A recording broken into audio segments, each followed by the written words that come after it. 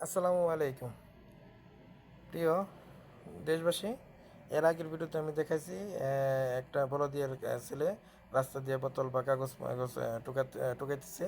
আর আজকে আমি দেখাইতেছি এই যে রাস্তা যে দেশে থাকতে শুনছি খালি যারা বিদেশের রাস্তা নাকি ঝাড়ু দেওয়া হয়, ঝাড়ু দিয়ে পরিষ্কার করা হয়। তা সেই কাজটাই যে এই বলদিয়ার লোকরা করছে। এদের গ্রুপ ভাগ করা আছে, একজনের বোতল টুকাবে, কাগজ টুকাবে, আর কিছু বলদিয়ার কাজ আছে তারা এই যে ঝাড়ু দিবে। আবার কিছু লোক আছে যারা ওই যে হলুদ ড্রামে হলে ময়লা আবর্জনা রাখে, বোতল মোতল রাখে, তারা নিয়ে গাড়ি দিয়ে করে অন্য জায়গায় ফেলাবে।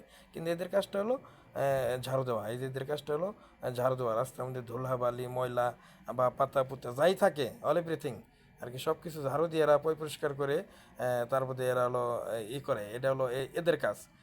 এদের কাজ দেখেন, এই যে 4-5 লাখ টাকা দিয়ে বিদেশে এসে এই যে কি রোদ, এই রোদের মধ্যে এরা এই কষ্ট করে এই যে এই কি ড্রেস, এই ড্রেস পইরে এই রোদের মধ্যে কষ্ট করে মুখ টুক বেঁধে মোজা টুজা পইরে একবার শু পইরে দেখেন এই রোদের মধ্যে পইরে এরা হলো এই কাজগুলা করতেছে। এরা এই কাজগুলা করতেছে, মনে করেন যে এই কাজগুলো এরা হলো করতেছে। এই কাজগুলো এরা করতেছে, তাহলে দেখেন দেশে 4-5 লাখ টাকা বিজনেস করলে, ভালো বিজনেস করলে কত টাকা বেতন পাবে, সাইলের নিচে থাকবে, ফ্যানের নিচে থাকবে, কত আরামে থাকবে। তা বাদ দিয়ে কী করছে, বিদেশ আসছে। বিদেশে এসে না এই যে এই রোদের মধ্যে এই যে ময়লা আবর্জনা এগুলো ঝাড়ু দিয়ে কাজ করতেছে। অথচ দেশে তো এই ধরনের কাজ কেউ করবে না, কিন্তু এ জায়গায় এসে ঠিকই করতেছে।